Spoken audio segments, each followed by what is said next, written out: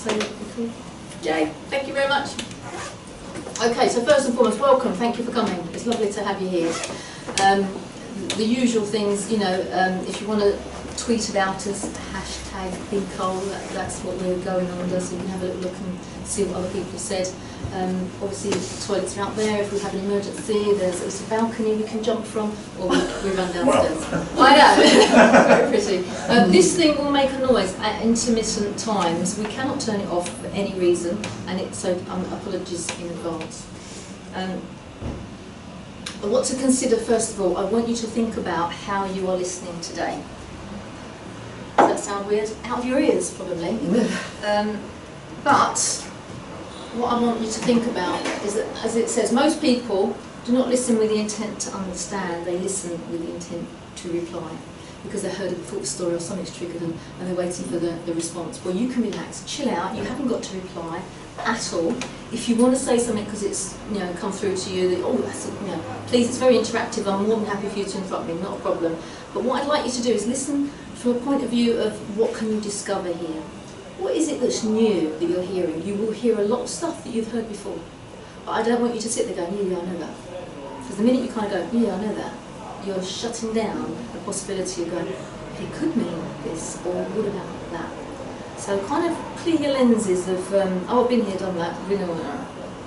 We want to have you open-minded and thinking that that's interesting.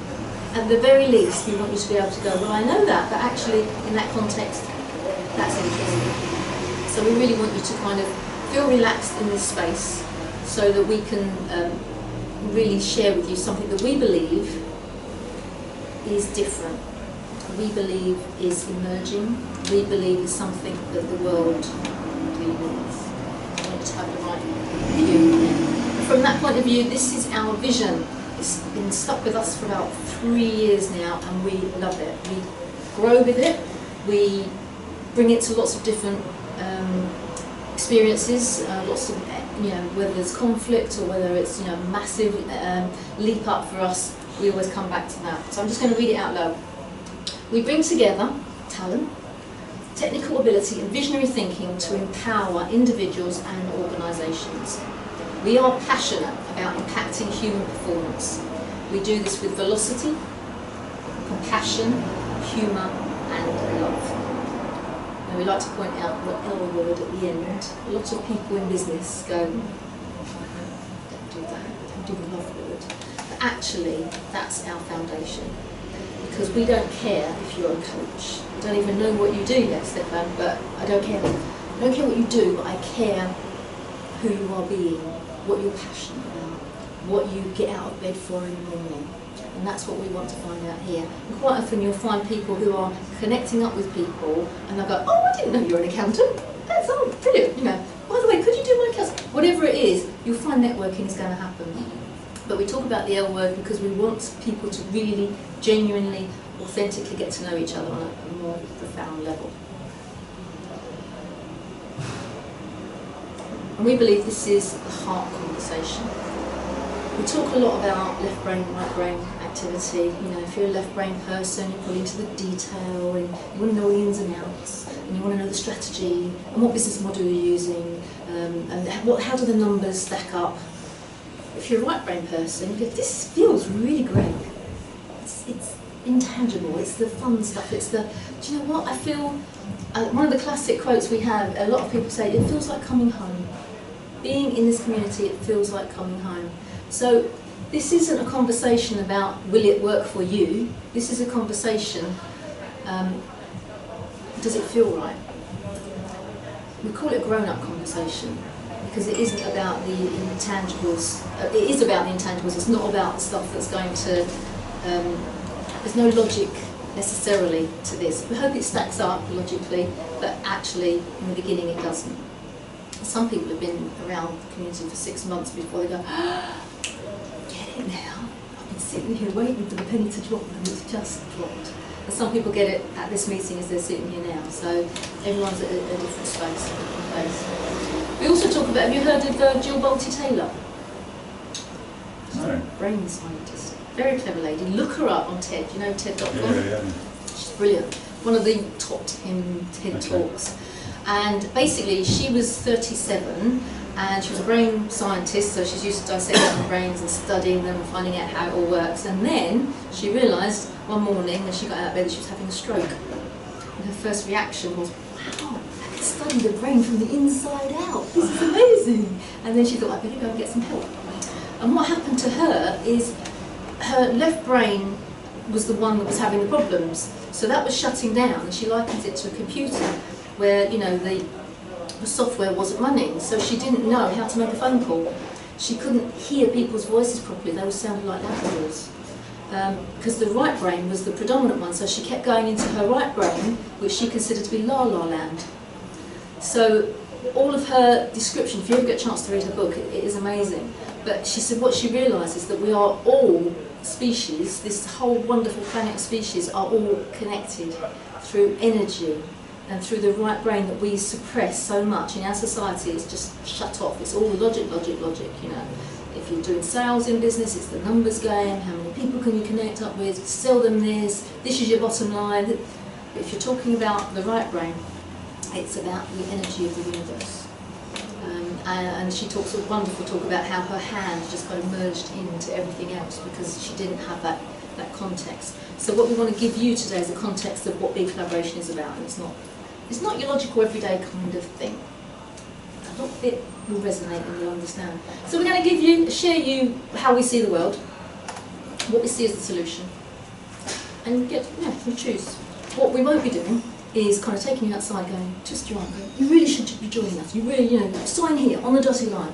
You don't do that. The biggest conversation we have is ringing up in a few days' time and go, do you have last time? And chat. And mainly from that point of view is you go, well, did I understand that bit, and that was a bit interesting, but I don't know why you're doing that, or whatever it is that we have in this chat. So chill out, there's no pressure here. I'm going to tell you our story now. In the beginning, we had the Lone Ranger. Do you recognise him? Aren't you clever? Oh, the horse, that one, yeah. Erkan Ali, who you said hello to already, he was a Lone Ranger, business coach, on his own, would go out and work with people, and as I was saying to you earlier, you know, have a great time, be in the team, help them all, fantastic, and they're like, great, thank you very much, cheers, oh, see you later, we're all right now, you've done a great job. And they would carry on, and he'd be like, I'm on my own, okay, I've got to look around for someone else to help. And so it went on. We met each other at a NLP training course. David Key was running it over in Stevenage. And we realised, normally, business coaches, we're both business coaches, we do the same thing. You're my competition, I talk to you. I can't possibly talk to you. But we sat down immediately because we talked to everybody. And we worked out, it's obvious, that we're both after similar clients, but we're both doing the networking, we're both doing the marketing, we're both doing all the hard work behind it. What if we did it together? Because actually, in reality, when you look at what a business coach does, Erkan kind of does the context and the vision and mission. I do all the communications and find out about marketing and where you're going to take your business. And then neither of us really like doing that finance form, all the money and the numbers. But we can get someone to do that. So we kind of joined up. Now Erkan being the creative that he is, went, well, what if we took this a bit bigger? What if we had other people that came in and helped us? And the more people that we invited along to go, well, we're thinking of putting a sort of community together, see how it goes. We realised that most people don't want to work in areas where they're not having fun. They want to have a job where it's not work at all. It's just a great time. And when you align yourself with other people that are brilliant at what they do, but they're having fun, and sometimes what they're passionate about isn't their day job, so they're not enjoying their day job, but they'll come to the community and do what they love to do, whatever that happens to be. So it kind of slightly got bigger and bigger. So we started off like that. He was the lone nut in the beginning, and we ended up with a few weird and wonderful people. And these people initially said, oh, how do we join? And we're like, well, there isn't anything to join. But it just kind of got bigger because of the conversation. It's like, well, I could help you, and I might be able to do some of that, and I'd love to do that, and what if we did that? And it just got bigger and bigger. This is our very first Be Inspired session, so you'll hear a little bit about Be Inspired later on, one of our programs that Erkan delivers. So, there are other weird lunches out there. Do you recognise that weird lunch? Microsoft, isn't it? Or Apple? Apple. Microsoft. Oh, it's Bill Gates, yeah. There you go. Yeah. You can't miss him really, can you? When you know, you kind of, yeah, when you yeah. know who he is, yeah. Yeah, now you've said it. Yeah. I think he might be a serial killer, I'm not sure. But, yeah. Well, I think a few of them could be. Yeah, so these guys started, you know, weird and wonderful ways. Okay, we'll blame the 80s for some of it. But this is kind of how we feel, and we liken ourselves to Apple from the point of view that they started in a garage. You know, very small, and we kind of go, well, we're 1 foot out of the garage. That's where we are in this space. We have a small community. There's only about 70 odd of us now. We've got other groups that meet, and we are slowly growing, but we haven't marketed anything. It's all organic. It's all by these kind of conversations. And sometimes there's 2 people in the room, sometimes there's 8 people in the room, but it's never really more than 15 max at an introduction. Because we're not going out there going, well, you're breathing, come and listen to this conversation. It's by another collaborator or someone that you know has invited you because we think you might be interested. And some people have come along and they don't understand that you can have 7, 8, 9 business coaches in the room. Well, how do you divvy up the business? Well, this isn't about business. And actually, if you focus on the client and you find out what they need, the person that you would use is going to become obvious to everybody. And what happens is the coaches discount themselves and go, well, geography gets me out, I can't do that, I'm too busy, I can't do that. Actually, I'd love to do that, this is what I'm really good at. Well, you got off you go, there you go, fine. It doesn't always work out that way, but, and we haven't really got any process in place as yet, but that's kind of what we're working towards, where it's always client-centric. If we're talking about clients, but we do lots of other things that aren't about business, just other stuff. So this is what we believe is the problem at the moment in the world. 1 or 2 problems. Actually, I was looking on Facebook the other day, yesterday, and there was a huge long thing about, do you remember the winter of '63? Obviously not too young. Obviously not too young. But I was born in '63. I was born in '63. Yeah. Hey, good year. And there's the summer of '63. No, I was born in the summer. I was born in February. My mother fell over in the snow and everyone talks about it, and it's really interesting that everyone that came through the line to say they remembered '63, it was like, it was this cold and we still went to work, it was this cold and the train still worked, it was this cold and I walked 3 miles to my job, it was this cold, all the schools were still open, and we forget how lucky we are now. So although I'm talking about the problems the world are in, compared to 50 years ago, it's nothing, you know, when you consider the hardship that we had, but there's a different attitude compared to today. So, I mean, do you remember this game as a kid? Right? Now, when I was a child, it never, why was this a game? Why was this fun? When everyone else lost and one person won, and then when they won, nobody really cared because they'd all lost, so you've won, so I don't really care. You get, it just didn't seem right. I remember standing on the sidelines going, why are we doing this? It just seemed mean. It's a mean game. And I know there are games out there that are mean, but this is kind of the world we're living in, this competitive world that we are in at the moment. It's just not fair. Is it fair that 63 or 65 people in the world have more wealth combined than 3.62 billion? Was it 6.32 billion? A lot of people, half of the world's population. So 65 people have more wealth than half of the world's population. Where is that fair on anyone's planet? That's not annoying at all. So we think that's not right. And we think that collaboration is the answer. Collaboration is the way that we can work out a way to make it fairer.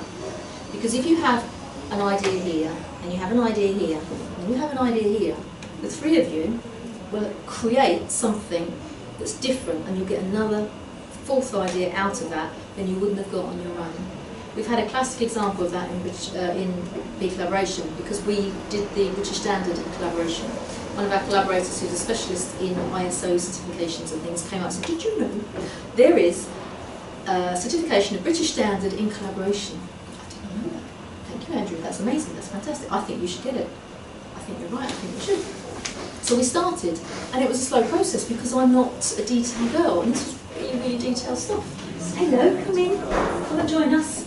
Have a pew in the middle there. Sure. Yeah, because then I won't be looking to my left, I'll be catching all of you. We're only just started. Okay. So we're talking about the problems in the world. Right. Just in case you didn't know. Yeah. Let's dive straight in. Okay. So, where was I?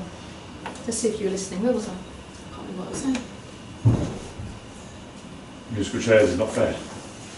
Okay, let's move on. Oh yes, British Standard. So Andrew came along and talked about the British Standard, and me and him started doing it, and then another lady, Sarah, came along to help us. And because Sarah came in, all of a sudden the magic happened, and we got it done. We got audited, we're now certificated for the British Standard in collaboration. Hurrah! But when I look back at that whole experience, hello, come in, come in. I'm going to sit over the back there, Darren, with Dave, fine. because I can face everybody in the same direction. I'll Is that just all sit right? down. No, no, no. That would just be awkward. Alright. It's all right. You're not lost. It's okay. It's other people. Oh, no, it's only 12 stage. Well done. I know. So we're talking about how bad the world is. Oh, well. I'll cheer you up in a minute. It's okay. So what happened is not only did I learn a huge amount out of the British Standard, we've got the British Standard in collaboration, but it was a fun process. We really laughed, we enjoyed it, it was amazing. I learned an incredible amount. And the nicest thing is when we got audited, the guys from the British Standard turned around, and it was agony for me. For 2 whole days he was sitting there with this massive paper going, okay, 3.729, and that's cross-referenced with 2.3, which is cross-referenced with 7. And I'm looking at Andrew going, okay. Well, I said, in a normal business, I mean, not that your business isn't normal, obviously, but in a normal business, we wouldn't be doing it that way. And I'm thinking, oh, we're going to phone this, he's going to phone this. Now, hang on a minute. He said, what I'll do, I'll change that and I'll change that, and then we'll change the standard. So he's changing the British Standard so that we fit in there. Most businesses change what they are doing to fit in with the standard. He's actually said, can we do a case study that year? So not only have the 3 of us done something that was fun, that we enjoyed, that created something new externally as well for those people. So working in collaboration, to my mind, can change the world. Who knows where it's going to take? We could talk about education, that might be amazing, something like that. We can't do it now, because if I'm doing it in my strength, I'm exhausted, I'm not going to be able to do that. If we get 4, 5, 10 collaborators, they can put collaboration meetings in schools, and who knows where that's going to go. Lots and lots of little ideas come up, and it's amazing, but it's changing the way the world sees itself. We can't be in a space of scarcity. Do you remember going to school, when you first start school? It's like, well, 5-year-olds, you're over here, and you can read really well, so you go over there, and you can't read very well, so you go over there. Well, should we divide and conquer? Why don't we? You know, it doesn't make any sense. It's a Victorian system that they're using, and it's all coming from this place of scarcity. There's not enough jobs out there. There's not enough money. There's not enough stuff. Do you need more stuff? I think we need more stuff, don't we? So BeCollaboration is going, this is not working. This is not a good idea. We have to find another way. So, looking at what's wrong with the world, in about 5 years' time, experts say we're going to have about 48% unemployment between the next 5 to 10 years. Whole industries are going to disappear. We kind of know the stuff that's coming, but you're trying not to believe that it's true. So, driverless cars. What's going to happen to the taxi industry? Uber's already trying it out. Do you know that? Over in America, they've got driverless taxis going around. My husband said, oh, you never have driverless cars in our lifetime. I said, you can't use that phrase anymore, in our lifetime, because the speed of change is going ridiculously fast. It's not, remember Tomorrow's World when you were a kid? It's like, in your grandmother's day you used to do this, and when your children grow up they'll be doing that. But now it's like 5 years. Everything is so flipping fast. So we have to consider all the things that are going to be happening. Debt. So much debt in the world. How can there be so much debt when money is just made up? It's not real. Isn't that sad? When you get your head around it, it's just numbers on a computer. You want some money? Yeah, I'll find you some money. It's outrageous. What else? Air pollution. You know, the world we live in is crazy. What about pollution of this? Poverty. Absolutely, absolutely. It's just not right, is it? That so many people have so much, and we've got solutions already out there, but people are preventing it from happening. You know, there's free energy, don't you? We get energy from the sun. What's the problem with that? Is it kinetic energy out there? There's a town somewhere where all the cars that go onto a ferry generate kinetic energy, and it lights the whole street lights for the whole town. Well, why aren't they doing that at Dover? Why aren't they doing that on the M25? You know, all those kind of things are available to us, but for some reason we're not doing them. So we believe the solutions are quite often out there, and by collaborating we come up with amazing ideas. The problem is, if you've got a bad world and then you put all the tech into it, what's going to happen is, if it's a damaged world and you put all these wonderful new gizmos and gadgets and inventions and oh, it's amazing, it's just going to get worse, isn't it? It's just going to break what is already there because we haven't got anything substantial supporting us. I talked about the free energy, nanotech, you know, everything's getting really tiny. Did you know your mobile phone, where's my mobile phone? Predicted 3 to 5 years you won't be using that anymore. Don't get attached to it, it's going to go. We're all going to be wearing the glasses, and it's all going to be augmented reality. Another good TED talk on there. We'll just do augmented reality. Have you seen the one? Where the guy's got his glasses on, and the audience, the TED talker there, and the camera of the TED is in his glasses, so they can see the audience. And he calls up his friend, who's also got the glasses. So his friend is his vision in front of him. His friend's got something in his hand. So this guy's saying, "Hi, yeah, how you doing? What have you got in your hand?" He says, "Oh, it's this thing I've been studying." And I think it was a brain or something. He said, "Have a look." And he gave it to him. And he took it. So imagine, he's standing there, his friend is not there, the brain is not there, and yet he's got this thing in his hand that he's studying that his friend has got 500 miles away. That just freaked me out. It's just, but it's all happening. I think the other big thing is hilarious, but it's actually got serious consequences, is over in Japan. They've got this receptionist. Remember that story? And she looks like, in a hotel receptionist, spitting image of Scarlett Johansson. If I was Scarlett Johansson, I'd be a little bit disturbed by that, but the Japanese love it. So where does that end up? Where does that translate itself? Apparently the Japanese are looking to create these robots for caring for their elderly. That makes my heart sink. That's awful, isn't it? It's just not. It was on the news last night that they're developing for relationships. Really? Yeah. For all kinds of, you know, mind boggles, but you know what I mean? It's, yeah. Well, did you see that programme, that drama, Humans? yeah, same principle. Yeah. That's what it's kind of talking about. You can kind of buy your, you know, partner. So think about it. Isn't that separating and dividing people even more, ostracising people? We'll be on our own. There's a book called The Shift, whereby this lady, who's currently head of London School of Business, has written this book. Linda Patton, I think. Don't take my word for it. Email me if you want to know and I'll tell you who it is. But basically she's looked at the world 20 years ago, she's looking at it now, and she's predicting what it's going to be like in the future. And potentially, if we are not aware, we're all going to be sitting in our back bedrooms doing this, earning money, talking to people on there, but not actually seeing people live. And we know this, we've got collaborators that come and go, "Oh, it's the only time I get to see people is when I come out to see you." You can sit with kids, can't you? You sit in the car or in a room. I know, at the restaurant table, I see that and I just want to go, "Excuse me," because I just want to talk to people. That's what you're supposed to be doing. But you're right, that's the way we're going, and we think it's normal, we think it's okay. My kids tell me off. If I've got an important message to come through and I've got my phone anywhere near me, they're like, "Mother, it's dinner time, you don't look at the phone." But a lot of people do, and they get sucked in. Cyberbullying, kids at school. It's horrible, isn't it? So, what's going to happen to the future if we don't do anything about it? This is a little video that we feel kind of sums up the potential.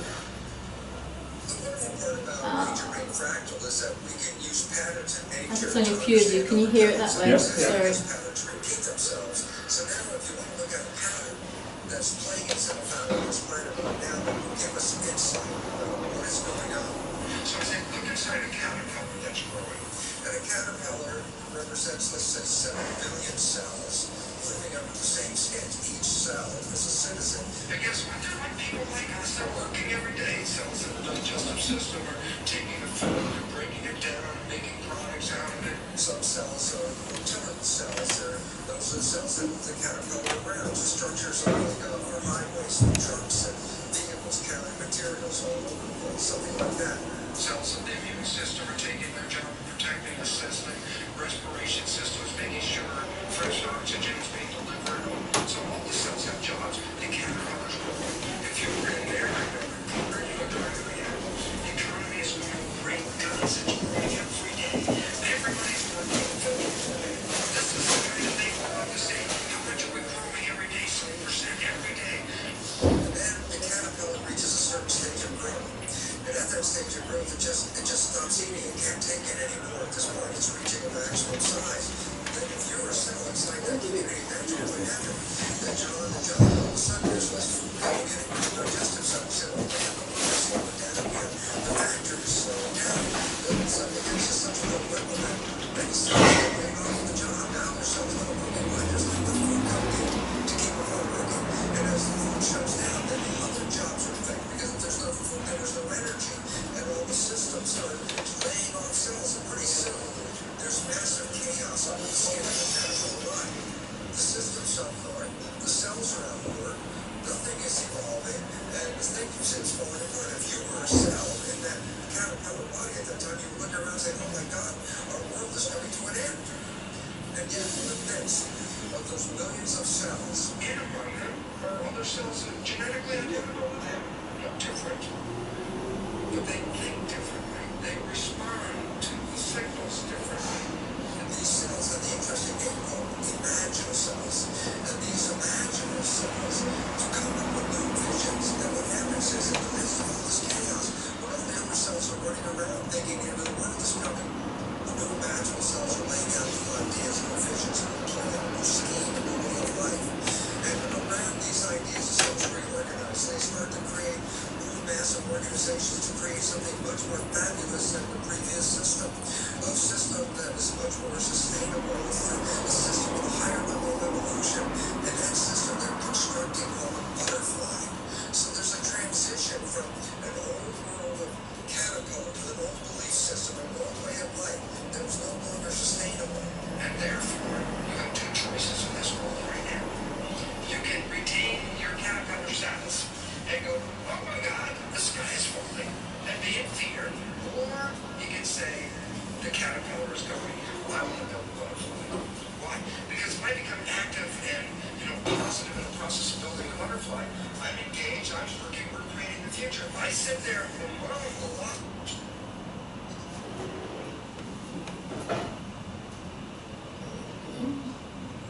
In technology. to the caterpillar, then I'm making myself sick and everything around me. Why? Contributing to our evolution. And so, we're at the demise of the caterpillar stage of civilization and the rise of the butterfly. Okay. Apologies for the sound. It was actually working earlier, but so thoughts. Just thinking how many more butterflies I've seen this year. Actually, quite funny, isn't it? Yeah. Once you start More looking. actually around. What I'd like to you to consider is that we are at that crisis stage in our civilization. All of these things, it's all bubbling under. We are ready to go. So, what landed? I know you couldn't hear necessarily all of it very well. Was there anything in particular that you kind of went, okay? Yeah, it made me think of. We go through these, if you want to call it evolutionary stages almost, evolving stages as humans, and technology. There's been other eras of technology improving as well. We've found ways to strategise and get around that. How we would do it this time, I don't know. But you go back to the mills and that sort of thing, when they suddenly changed to being automated, that sort of thing, and the looms, that sort of thing. Where they used to do all the hand looming and then it turned into automation. And there's all the riots that went with it. Yeah, absolutely. Everything happened with it. So we've gone through these phases before. So we'll probably survive this one, but it's how. Who comes out strongest is the ones that think of the technology, the next thing first. And who knows, maybe technology may not be able to be used. We don't know. Maybe technology will not be able to be used because of other. I think this is it. If the world is in a space, the consciousness of win-lose, stronger, weaker, then we're all going to lose at some point, because there's always going to be the big bully that holds the hammer over the people. Technology shouldn't be seen as something that we have to fear. It's an enabler. It's a massive gift that we have, which is why everything is moving so fastly, so quickly, because we are now teaching computers how to teach themselves. It's amazing. But So it's the impact that it has on the community, and sort of going back to what you said about the meals and things like that, you know, that when you look back over years and years and years and all those different things, there was still community, and to me, that's what I think we've lost. I think we've lost that. You know, even I remember talking to my nan, you know, died many years ago, and she said, even though I've been through 2 wars, I'd rather do that than live in this world as it is now. yeah. And it come down to, after having a meaningful conversation with her, it was more about people were in a community, they did respect each other, they looked out for each other, they worked as a team, whereas now I think it goes back to what you're saying, like, you know, your kids are in that room on this, and where's that? Yeah. And also nucleus family. Yeah. You know, you haven't got your mum living around the corner to babysit the kids anymore, or Auntie Maureen up the road. They're all over the place. My daughter lives in Portsmouth. Everyone lives in Barnes. Okay, communication is easier. We can Skype and do all that lovely stuff. It's an enabler. Yeah. But, you know, we don't have them within our community as much as possibly we would like. So a lot of people are on their own. If they're isolated, are they alone or are they lonely? You used to say morning to strangers and you get the response morning, but now you just get a look. Like, the heck? Yeah. Yeah, Talking weird. to me? Yeah. Yeah. You said hello? Just because I'm old, you think I'm going to answer that? Or even smiling at someone, you know, you just, I mean, that's what I love. I've got 2 dogs, and that's what You're I love allowed about to talk to most. people, aren't you? Because you've got If your you've got dogs. dogs or kids, Yeah. people will respond to fine. you. Yeah. But otherwise, as you say, you get that blank, like, Yeah. but that, to me, you know, it's great having all this technology and everything, but it's like everything, there's a place for it. It's the same as medicine, don't start me about that. I know. Quick fix. Oh yeah, you can eat all that junk food, but then you'll get this and we'll just give you a pill that make you feel better. Fine, lovely. Yeah, no, not at Sounds all. good to Not me. at all. Sounds good to me. You let me know where these pills are? Yeah. So, understanding the this kind of thinking about the future, a lot of people are concerned, a lot of people are isolated, a lot of people are scared, and a lot of this fear is perpetrated through the media, through other people. Maybe 100 years ago, fear was perpetrated through religion. You know, thou shalt not do this or that or anything else that's going to be fun. But now it's, and from that came a lot of superstition. And obviously superstition has been out through my mum. I mean, she was hilarious. I said to her once, "Oh, did you know that if you have an itchy elbow and an itchy nose, it means da da da?" She went, "Oh, no, I didn't. Oh, that happened to me this morning." I said, "Mum, I made it up." She, "But it happened to me this morning, so it must have." "No, I made it up." She wouldn't take it. So she was entrenched in this other consciousness where my generation was coming out going, "That's a load of rubbish." And now we're coming into another era where spirituality and so many other things that we can think about, and law of attraction and all these kind of things, that it's like, okay, a lot of people are more open to different things. Is it because religion isn't acceptable anymore and they're looking to find a hole for it somewhere else and fill that hole in another way? Well, remember the film Matrix, and Yes. on the, I think it was on Facebook a couple of weeks ago, there was someone was actually saying that there's a belief section, now they're starting to believe that scientists are trying to, you know, you've got scientists trying to prove that the Matrix actually Exists. Because we're living in a matrix. it's like, okay. People in power. It's like that Jim Carrey film, isn't it? You know, get up to the sky. I mean, if the Matrix exists, please, no one give me the blue pill, alright? Because there's no way I'm going to go through the crap that they went through, alright? No. I don't think it exists out there, I think it's in here. Almost in your mix. Have you heard of Brian Pinnock? Yeah. And yeah, I mean, you know, he's very much about the subconscious and all, you know, about that and the magic or something. Yeah, but you know. So we have collaborators that are really excited and learning, and you know, we talk about spiral dynamics, we talk about all different things that it's a bit different. But nobody's right, nobody's wrong. It's like, well, let's just have a look and discover. It's, you know, and if people have got a faith, that's brilliant, that's fantastic too. There's no wrong or right about it. It's like, well, what can we do to work together to make the world a better place? That's basically where we're at. So what do we see as the solution? Well, basically collaboration. That can solve. And our philosophy is, if all you can do is make the day better or someone's life better to the person next to you, then you've fulfilled your destiny for being on this planet. You're making someone else's life better. But you know what? If there's 2 or 3 of you can come together and work on something that you're loving and you're really enjoying, and you can make something better for those group of people over there, fantastic.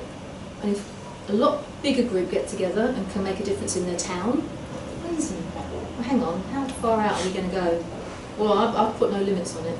So we've actually got somebody in South Africa at the moment, and somebody over in America that goes, I quite like the idea of this collaboration thing, when do I start? And I'm like, hang on, let's get a sort in England first, and then, you know, we'll let you know how to do it. So collaboration has no limits. So in my head, 65 people earning way too much money, half the planet way too poor. Let's just find a way of redistributing, shall we? There's something that we can do. I don't know how, but that's not for me to find the solution. It's for me to support people in order to do it. Someone out there's got an answer. And usually it's a bit of an answer, a bit of an answer, a bit of an answer. Here's the answer. It's coming together. And we believe that we're the imaginal selves, basically. We're making that difference, going back to that video. This is fun. Over in Spain they have this festival every year, and they see how tall the highest tower can be. Human tower, no other, it's just people. And they go up something like 40 or 50 feet. And who gets to go on top? 6 or 7-year-old kid. Right? Who would let their child go up that tower? I saw a video of Facebook of it collapsing. Well, apparently, there's never ever been an injury. How true is that? I don't know, but that's what I read. In the 50-odd years it's been going, there's never been an injury. But to me, that's massive collaboration. Because nobody cares who's at the top. They just want to do something where everyone's working together to create something that's, you know, magical. And somebody does get to the top, but it doesn't matter who it is. It's just the most practical person. It's the little one, because they're not going to weigh too much. So, how much can we achieve on our own? Only so much. Together, we're going to be stronger. So, there's a lot out there, isn't there? There's the entrepreneur revolution, there's the technical revolution, there's this explosion of knowledge. And it's all coming together to support us. And I think the world that we live in is going to be used for all the wrong reasons. We've got the dark side of the internet. Bitcoins has been overtaken by naughty people, and it's like, let's use it for good. Let's find out what we can do to use it for good. Just have a quick look to see. So we believe, I mean, all of these people wanted to get involved because they wanted to create something, and we believe we've all got in us a need to be remarkable. Why were you put on this planet? Do you know? Have you worked it out yet? Was it to have a nice family? Was it to make loads of money? Was it to run a charity? You know, what do we know? And most people don't. And you get to a certain point, it's like, well, what's this all about? Why am I here? What? There must be something more to it than that. And that's where we believe BeCollaboration can help, because we want you to get back to your genius, to find out why you were here. When you're 4 years old, and somebody said to you, what do you want to do when you grow up? What were you, Manish, what did you want to do when you were 4? Astronaut. Excellent. That's usually my example, astronaut. And then maybe you get to sort of 9 or 10 and someone says, what do you want to do? And Manish goes, I'm an astronaut. And you're like, yeah, I'm not good at maths. Okay, and then you get to 16 and goes, what do you want to do when you leave school? I want to be an astronaut. Yeah, but you're rubbish at physics, your maths, you know, is no good. You just go work for Tesco's. You know, go get a proper job. How dare they tell anyone that they can't do something? Because that's coming from their paradigm. Maybe the maths that you were taught at school isn't the maths that you need to be an astronaut. Maybe the physics teacher you had was rubbish, So you didn't get any of the physics that you needed and you got poor grades. But the whole dream of where you start when you're 4 is gone. So you spend the rest of your life doing stuff that other people have told you to do, and your heart of hearts, it's not fair. And then when you hit a certain age, you kind of go, what the hell is this all about? This is a space where you can be brave enough to go, actually, I would like to do that. And people will go, brilliant, how can we help you? Let's make that dream come true. My daughter at 4 wanted to stack shelves in Tesco's, which was quite a disappointment at an early age. Want to be an astronaut? That's what she wants to do. That's There's no She reason does it to. now. That's girls playing shops, isn't it? It was, yeah. It was like, what? Well, when I was little, I wanted to be a docker. A docker? Because my dad was a docker, Yeah. and my mum went, you can't possibly be a docker. Yeah. So why not? It's only men are dockers. Well, I'll be the first woman docker. And then they had containers, it didn't seem so much fun anymore. I didn't do that. But it's just, people should be enabling you to experiment and find out. You know, and if you had set up a shop in your house and she'd been stuck in shelves all day, and at the end of the day, Daddy, I don't think I'll do that anymore. At least you've given her that opportunity to try. We're not allowed to say to anybody, your dream is ridiculous. You're never going to do that. Why would you want to do that? And I see it every day, so many people. I had a client who came to me and she wanted to set up her first business. And she's like, I don't know if I can, I'm not sure. I said, well, tell me something you've done in your life that's been amazing. She said, I said, well, okay, one thing that you're most proud of? No, nothing. And it was really hard for her to think about what she was proud of. And she said, well, about 5 years ago, I did go to Australia. I said, brilliant. What, for a holiday trip? Oh, no, I went out there to live. Fantastic. How long were you there for? Well, about 5 years. Okay, so you've only just come back to the UK. Yeah. I said, so who did you go with? Oh, on my own. Did you have a plan? No, I just went to see how... I said, to me, that is amazing. She thought that was normal. That was average. That was okay. But to her, starting up a business was amazing and incredible. I don't think I can do that. I said, to me, business is common sense, and I don't see what the problem is. But for me to go to Australia for 5 years on my own, that would be massive to me. Everyone's perception is different. So we believe here it's human being first. You know, if you want to do something, let's find a way of getting it done. That's what it's all about. So I can still be an astronaut. Absolutely. Because the guy that just went up into space, what's his name? Tim, what's his name? Peak. Yeah. Yes, thank you. He didn't come to it until late in life, did he? He decided, I think, in his 40s. It was like 6 or 7 years before he got up there. It was really fast. So there's hope for everybody. Why not? I'd also be still be a shop stacker. If she wants to be. If she wants to be. So this is what we believe in BeCollaboration. Any of these leaflets that you pick up on the inside, it's so important to us. Got it embossed. Be do have, context is key. What do you understand by context? It's relevant to each person. To a Yeah. degree. Yeah.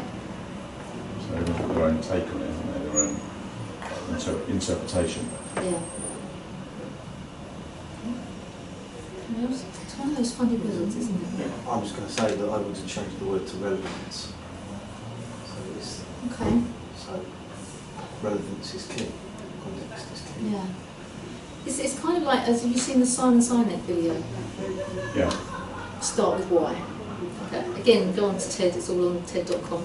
And he talks about why. If you have your why, also known as your context, your reason for being, your raison d'etre. Yeah. I know that. So Why, once, how, exactly, yeah, once you know your why, you can get you out of bed in the morning. If you know that you were put on this earth to be an astronaut, and you think, I've started a bit late, but I'm going to get going, that's your why. That would drive you. That would be enough to give you the passion to keep going. And that's what we want. Everything that we do within BeCollaboration is around context. And it's looked at in this particular way. Has anyone come across Be Do Have before? It's a bit of a coaching. So we talk about, in this day and age, I want to have this. I want to have a fit body. I want to be able to run a marathon, and I want to have a size 10. Ain't never going to happen. So what have I got to do? Well, I've got to go to the gym, I've got to do running, I've got to apply to the marathon, and then I can be this really healthy, fit person that's cool, who can wear all these fancy clothes. No, actually, Because if I go to the gym, I'm so lazy, I ain't going to do it. I've got to run on a treadmill. That's really, it doesn't inspire me. I can do all these amazing things, but I'm not inspired. If I'm being a marathon runner, would I be having that second jam donut? I wouldn't even be having the first one, would I? It's who you are being. And that's the be collaboration. We don't care what you do, we care who you be. And it's that person that's being, and understands their context will be the one that can generate what they want to do and will generate support from other people as well to get it done. Makes sense. There's enough knowledge out there to find anything, but if you haven't got your reason behind what you're doing, it's really hard. You can still fight through, you can be motivated and push on, but it's so much harder. You're not in your flow. So unless I focus on I'm a healthy person, I will still be eating too much and not doing my exercise and being dissatisfied. And then what I'll end up with is a very unhealthy body. And it's like, oh, it's all my fault. Whoever you are being, that's the end result, is what you're going to have, rather than the other way around. So this is what we find, is most people are going that way, backwards, and it's exhausting. And what we do at BeCollaboration is we get the essence of your being right in order for you to have what you want. And if having is being an astronaut, well then we would work on the being, because then the rest will fall into place. I'm not saying it's going to be a dream in as much as you still have to do the doing, but you know why you're doing it, and it's easier because you're not fighting against everything else. It's in your essence of who you are. And that's BeCollaboration. So we have a plan. We believe there's more than enough. It's in our logical, but our emotional mind tells us there's plenty out there. So it's about finding the best way to access it. So what we have in BeCollaboration is a community. We have our collaborator meetings, personal and professional development. This is kind of the left brain nuts and bolts of it. And we have projects. Anyone can start a project. You can stand at the front of the room and say, I've been thinking about doing this, who's with me? And I could be saying, I've been thinking about going to a boot camp, but I don't want to do it on my own, do you want to come with me? Whatever it is, it can be a tiny little thing, it can be a massive thing. We had Beju Solanki stand at the front of the room once and go, I'm thinking of doing this thing for 18 to 24-year-olds, about they need to taught how to be entrepreneurs, can anyone help me? Well, he's now done, I think, 3 of those events, and he has like 250 people in a room, and the 16 collaborators go out there and support him, because he stood at the front of the room going, how can we do that? Nobody earns a penny, but we'll feel good at the end of the day, because we've helped those kids move further forward in what they want. And the foundation, we're looking at raising funds to do more altruistic things. We want everything that BeCollaboration earns, a percentage of that, to go into a foundation so that we can do stuff that we wouldn't be able to do on our own. So we could say, right, there's a coaching project note is on there, and people say, well, I can't do it because I need to earn some income. Go, well, like, we'll give you the income, you and you go off and do that project. That's our dream. We haven't got that going yet, but that is still our dream. All underpinned by BeCollaboration. So it's the heart is what you get in the community, the money is what we're trying to generate, and the foundation is how we make a difference in the world.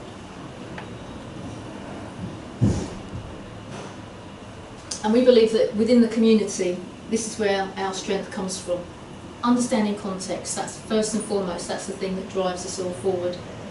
The community, when you're around like-minded people, it doesn't take long before you think the whole world is like BeCollaboration community. And then you go to maybe another meeting and you go, oh gosh, they're so off-beam, they really don't understand what the world is like at all, because you kind of get, you're with like-minded people. The culture, you'll see that later, it's built and reviewed by the members, so we have a discussion around core, one of our core values. So today, what are we talking about, Dave? It's integrity. Thank you, the word just escaped me. So we're talking about integrity today, so have a think about that, we'll have a little discussion on that. And we live them every day. The trust equity, because without trust, we believe you have nothing. With trust, you have speed, and you save money. None of our collaborators has actually signed anything to say there's a collaborator agreement. They've just done it on a handshake. So you pay some money to be a member. If you don't want to be a member, you don't pay us any money. That's logical, the way we do it. And what we want to come out with is a win-win-win-win. Lots of wins. Systemic win is something that we're working on with one of our collaborators, and it's kind of like a compounded win. So if we did a project together, say 3 of us did a project together, it would be a win for you two, it would be a win for me individually, it would be a win for BeCollaboration because it might be something that we can generate and share with the rest of the community, and it would be a win for the planet as well. We would be doing something that would have an impact, and it might be, the impact would just be, it's amazing what we're doing, so we're going out sharing it, but there's all different ways of having an impact. So we're working towards winning from every angle. So this is our BeCollaboration proposition. What do you have to do to become a collaborator? We have a funny handshake, you have to roll your leg, no. Okay, it's £50 a month plus VAT, which works out at 60 if you're really good at maths. And £150 plus VAT registration fee. You just pay that for once to get the ball rolling. You've got a choice of 6 meetings every month to go to, so all across the South East: Essex, Hertfordshire, Sussex, Surrey, London and Swindon, which is next month as well. We have a full orientation. Erkan and I have decided it was a 2-hour orientation. We're now going to have an afternoon where you get to experience some coaching for yourself and to understand what it's about. You talk about your dreams and your ambitions, and we'll see if there's any way we can support you in that, as well as knowing the nitty-gritty and nuts and bolts of BeCollaboration. So it's kind of pointing in the right direction. And again, we go through the context of what we're all about. You could join a team or start one. What's your project? What's your passion? You might find other people already doing it and go, how can I join? That's fantastic. They're not going to say no, trust me. I won't let them. Be listed on the website and be part of the social media community. We make a little bit of noise, it's slowly growing. Ongoing training and support. So for example, Angela Makepeace does motion graphics, and she's working on our communications team at the moment, and she's doing that pro bono. So I've said, what do you need? Can I give you some coaching for your business? So I've done some work with her, so it's ongoing. What do you need? So, and you'll find that with a lot of collaborators. They have a chat with you here. I know Scott Campbell is one of them. He'll say, oh, do you need some marketing? Oh, come, we'll have coffee. Let's go and see. And it's just, they'll give you some free time. And that's valuable, invaluable.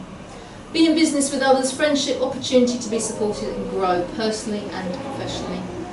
Again, learn, develop, grow, share. And we have fun. We laugh a lot. We laugh a lot for all the right reasons. And this is some of our crew. And what you get within BeCollaboration, love, first and foremost, is the heart conversation that I was talking about at the very beginning. The human family, all shapes and sizes, all incomes, all denominations, male, female, we don't really care. It's about being part of a family and supporting each other and helping each other. Hope and opportunity for a better future. The definition of hope is not maybe it'll be great. Hope, the true definition is knowing it will be great. It's a powerful concept. If I have hope for something, I'm not I wonder if, it's that's what's going to happen. And we have hope for a better future for our community and for those around us. Authenticity, it's a word up there that doesn't say much. I could spend a whole hour talking about authenticity, but the people at the front of the room are genuine. It's a very rare thing. They are prepared to share their heart with the room, and you'll see it in the known be known section. The people that you speak to, you can trust them. Obviously you're going to have to learn to trust them, but what I'm saying is the people that I know, I trust because they are genuine and authentic, and I see it again and again and again. Individually, when you get involved, you find out on a one-on-one basis. You can't trust everybody implicitly, although I do, and I find that I'm really disappointed. But you will see some amazing stories and some really genuine people. Never doubt that a small group of thoughtful, committed people can change the world. Indeed, it is the only thing that ever has. So, what do you love the most? Come and do that with us. Who do you want to be? Create something that matters to you. What matters to you? And be known for that in our community. It doesn't matter what you do for a day job, come and be something special here. The noisy boys are coming now. Afternoon, we're a bit early. Would you like to just read that then? We've just got to the essential bit. Oh, okay, Yeah, hi everyone, how you doing? Hello. I'm not awake, so I'm actually part of this. This is my other half. We bring together talent, technical ability and visionary thinking to empower individuals and organisations. We are passionate about impacting human performance, and we do this with velocity, compassion, humour and love. Love, what's that? No, okay. Not yet. Not yet. A bit early for that. Is that okay? Yeah, thank you. So does it sound slightly different now? We read it out at the beginning, which is like, oh, it's someone's vision mission statement, whatever. Does it make a difference now? Does it resonate more? Obviously you're going to have to read it and take it all in. And we have fun. Any questions, guys? Any thoughts? Any, what's landed for you? What's kind of, ooh, this is interesting. Hi, Sangeeta. These collaborators come up now. They're coming up for the next part of the meeting. So it'd be good for them to hear what questions, and you might want to ask them a question.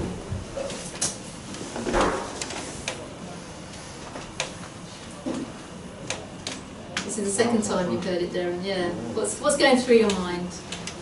Nothing in particular. Just it's kind of like an example of how it could potentially work to a very small amount. It's just a simple thing. I wanted for ages a very small amount of capital, left over from the shop sale, and wanted to get into doing small properties up north, etc. and so forth, but borrowing my personal financials as I broke from my years and years gone by. And so then, what's the name? Leslie Morrison was there. Speak to Kevin Wright, who's become a bit of a forgotten number from past years knowing him. And then yesterday I spoke to him, and my plans are now being brought forward about a month. So, hey, excellent. So there is a. He wants to come here as well. He hasn't had a chance to because he's not been well, but yeah, he should be coming as well. Yeah. And he's all about that ethos, isn't he? Absolutely. I mean, he's probably the universal first bank person, account, universal wasn't bank it? account, Yeah. So, you know, it's, so that's from my mind. Any thoughts, Linda? Yeah, I mean, it feels very real for me. I mean, I said to you when I came in, I feel like I'm sort of drifting at the moment. So, yeah, it feels very real for me. I can resonate with most of what you've said, you know, it's, yeah. And, you know, I more or less know what my why is, why I want to do things. And it's about, you know, empowering, inspiring, motivating other people to be the best they can be and to, you know, especially young people, that's when I think we're all knocking on a bit around here, really. I keep going back to that's where, probably because that's where I felt I made the biggest impact in my previous roles. And I think it is, you know, it is basically re-educating. I don't want to educate people, I want to give them the choice whether they want to do those things. But basically showing them that there is an option, there is a choice. Right? Things can be done differently instead of these regimented. You're in education, you do this, in medicine you do that, in music you do this, and you know, I've always been a bit of a rebel. I've always been the one who, you know, well, no, that don't sit with me. I won't. You know, that's why I had to get out of the National Health. I could not work in an organisation that didn't sit with my values. Do we allow rebels in here? Really? Are you rebel enough? Are you rebel enough? yeah. You'd be comfy. Stefan? Oh, I get it. I think there's massive change, isn't there, in the world, really, with, you know, I've got 2 young kids, or youngish, growing up, and where the future is for them is quite unknown, isn't it, really? It's, you know, the standard route, 17, 14, so, you know, that stage of, you know, uni, but they're not academic. So what's the point of coming out with 30, 40 grand of debt? They'll have a good social life, 3 years. Yeah. If you want to pay for that, that's quite expensive social life. So yeah, I get the concept. Yeah, I understand. But that's the conditioning again, isn't it? We're all conditioned. You know, you can't help I was it. thinking differently, isn't it? Rather than just go through the repeated patterns of the past. I mean, when we left school, when I left school, there wasn't this concept that you go to uni. You go out, you get a job. At 16, you go out, get some money. you get Absolutely. a job. I mean, I was, you know, I'm 15 and I started working. Whereas, like with my children, they came through the concept, oh no, we've got to do this and go to uni and do this and do that. I still make them get a job. I mean, one of mine did go to university and one of mine didn't. But again, I think going back to my working in that education environment, how important it is to have apprenticeships and have those options and choices. Absolutely. I think as a society we've been driven by money because we think money is the one that's going to give us choices. And we think that's the only way we're going to have a choice. But actually there's so many other things that you can do. Well, thank you very much for your time. We appreciate it. As you can see, some collaborators have arrived. I'll put the kettle on. We'll get some coffee. Perfect. And have a chat. And ask these guys anything you want at all. Round of applause for Thank you Gill, very much. please.